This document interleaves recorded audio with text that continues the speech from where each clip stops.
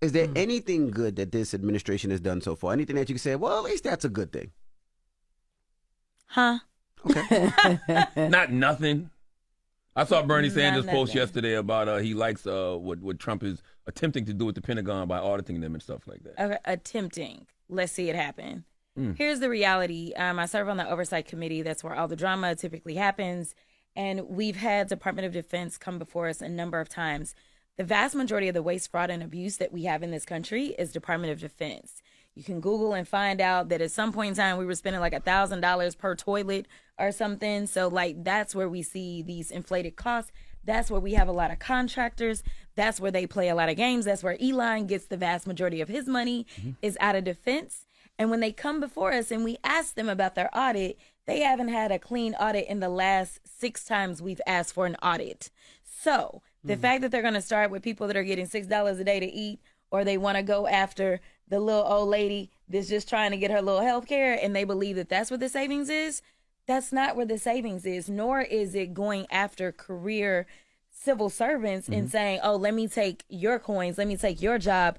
Because when we add up, even if we fired everybody that works for the federal government, it's only maybe 4 or 5% of our budget, but over or approximately 50% of our discretionary budget is defense, and they can't pass an audit. So why we didn't start there, where Elon has decided that he was going to get 2 new contracts just in 2 weeks, one for $400 million to Tesla, another for a little over $300 million to SpaceX. I don't know why we didn't start there, but it seems like we could find a lot of waste, fraud, and abuse because, again, they've not been able to pass an audit. There is a lot of waste, fraud, and abuse in the federal government, though. I'm not going to say that there's a lot. I'm going to say that it does exist. I'm going to say that it exists. I don't think that there's a lot. I think So why are we so in debt then? we're in debt because we decide that we're going to reduce the income, right? So under Trump in his first administration, we went into debt $8 trillion. Now, he wanted to say it was because of COVID. It really wasn't. Obviously, there was money that we sent out because people were in need during COVID to make sure that we didn't go into a recession. But at the end of the day, it was because he said, oh, wait a minute, that income, we're going to stop bringing that in from the top 1%ers. Well, those Trump tax cuts, they expire right about now. And he's trying to reinstitute them. So here it is. You've got Elon Musk running around talking about, I'm cutting this, I'm slashing this, I'm doing this and that, and da-da-da, all this kind of stuff, right?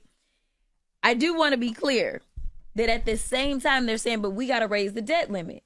Well, why do you have to raise the debt limit if we are saving all this money? You know why?